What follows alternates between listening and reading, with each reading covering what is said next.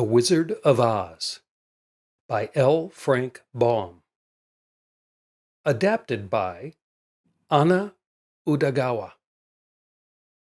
Part 1. The Cyclone.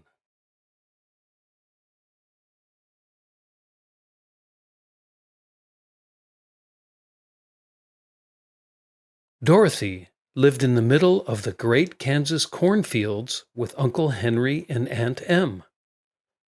Uncle Henry was a farmer, and Aunt Em was his wife. Their house was small. There were 4 walls, a floor, and a roof. Everything was kept in this one room. Uncle Henry and Aunt Em had a big bed in one corner, and Dorothy had a little bed in another corner. There was also a small hole in the ground under the floor. If there was a cyclone, they opened the small door in the middle of the floor and went down the ladder into the small dark hole. When Dorothy looked round outside their home, she could only see great big cornfields. There were no other trees or houses. The sun had made the land look gray. Even the grass was not green. The sun had burnt it until it was the same gray color seen everywhere. The house had been painted once, but the sun had burnt the paint and the rain had washed the paint away. The house was now as gray as everything else. When Aunt Em went to live there, she was a pretty young wife. The sun and wind had changed her too. They had taken the shine from her eyes and left them a sad gray. She was thin and never smiled now. Dorothy went to Aunt Em's because her parents had died. At first, Aunt Em had been so surprised by Dorothy's laughter that she would put her hand on her heart when she heard Dorothy's happy voice. She was still surprised that Dorothy could find anything to laugh at. Uncle Henry never laughed. He worked hard from morning till night. He did not know what joy was. He was gray too, and he never spoke. It was Toto who made Dorothy laugh and saved her from becoming as gray as everything else. Toto was not gray. He was a little black dog with long hair and small, happy eyes on either side of his funny nose. Toto and Dorothy played all day long. She loved Toto dearly. Today, however, they were not playing. Uncle Henry sat on the doorstep and looked unhappily at the sky.